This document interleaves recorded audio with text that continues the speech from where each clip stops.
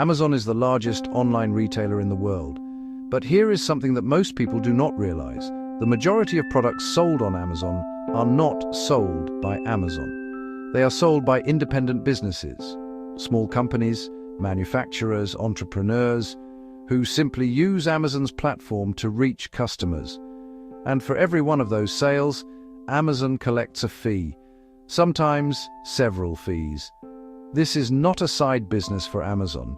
It is one of the most profitable revenue streams the company has ever built.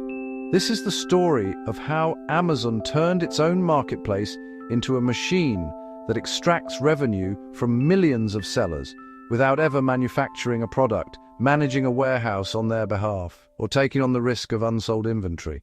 To understand the model, you need to understand what Amazon actually is.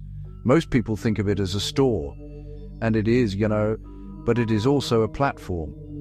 A platform that allows outside businesses to list and sell products directly to Amazon's customer base.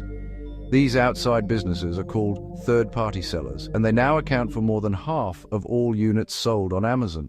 The relationship between Amazon and these sellers is not a partnership in the traditional sense. It is closer to a landlord and tenant arrangement. Amazon owns the building, the platform, the customer base, the trust, the infrastructure.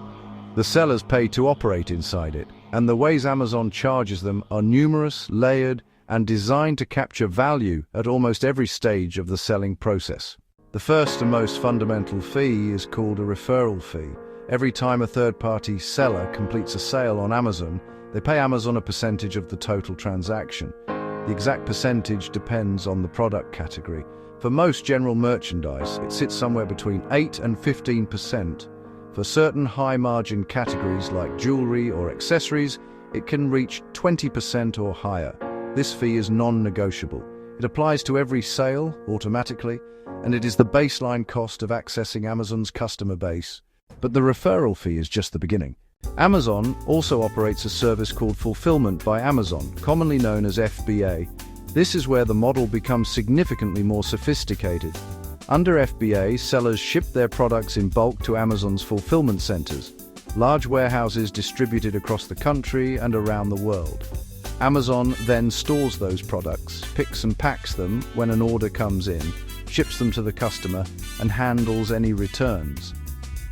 In exchange, sellers pay Amazon storage fees and fulfillment fees calculated by the size and weight of each item. FBA is optional in theory. Sellers can choose to store and ship products themselves, but in practice, FBA carries a powerful incentive that is difficult to ignore. Products fulfilled by Amazon are eligible for Prime 2-day shipping, and Prime customers, of which there are hundreds of millions globally, tend to filter their searches to show only Prime-eligible products. A seller who opts out of FBA is, in many cases, opting out of visibility to the most valuable segment of Amazon's customer base. This is a recurring pattern in how Amazon structures its marketplace. The fees are technically optional, but the consequences of not paying them make them functionally necessary for any seller who wants to compete seriously on the platform. The third major revenue layer is advertising. Amazon operates one of the largest digital advertising platforms in the world, and a significant portion of that advertising is sold directly to third-party sellers. When a seller wants their product to appear at the top of search results, above the organic listings, they pay for sponsored placement. This works through an auction system, similar in structure to Google's advertising model. Sellers bid on keywords relevant to their products, and the highest bidders with the most relevant ads win the top positions. The economic pressure here is significant. As more sellers join the platform and compete for the same customer attention, the cost of advertising rises. Sellers who do not advertise risk being buried beneath competitors who do. So the growth of the seller base itself drives demand for Amazon's advertising product, which in turn drives advertising revenue higher. The marketplace and the ad platform are designed to reinforce each other. There is also a monthly subscription fee for sellers who use Amazon's professional selling plan, which grants access to bulk listing tools, advanced reporting, and other features necessary for operating at any meaningful scale. For most active sellers, this subscription is not optional in any practical sense. It is simply a cost of doing business on the platform. When you add all of these together, referral fees, fulfillment fees, storage fees, advertising spend, and subscription costs, the total amount a seller pays to Amazon can represent a substantial portion of their revenue. Industry estimates suggest that for many sellers, Amazon's various fees consume between 30 and 40% of total sales, and in some categories considerably more. The reason this model works so well comes down to what Amazon offers in return. Access. Access to one of the largest and most commercially active customer bases on the internet. Access to a logistics network that would cost billions of dollars to replicate independently. Access to a level of consumer trust that has been built over decades. For most sellers, the cost of accessing all of that through Amazon is lower than the cost of building it themselves. And that calculus is what keeps millions of sellers on the platform, even as the fees climb. Amazon also benefits from a dynamic that strengthens over time. As more sellers join the marketplace, customers have more products to choose from, which makes Amazon more attractive as a shopping destination. As Amazon becomes more attractive, more customers come. As more customers come, the platform becomes more valuable to sellers. And as the platform becomes more valuable, Amazon can charge more for access to it. Each element reinforces the others in a cycle that is very difficult to disrupt from the outside. What makes this model scalable in a way that most businesses are not, is that Amazon's costs do not rise proportionally with its revenue.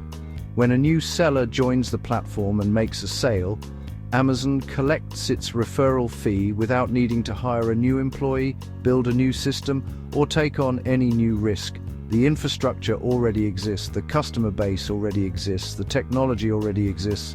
The seller simply plugs into it and begins generating fees.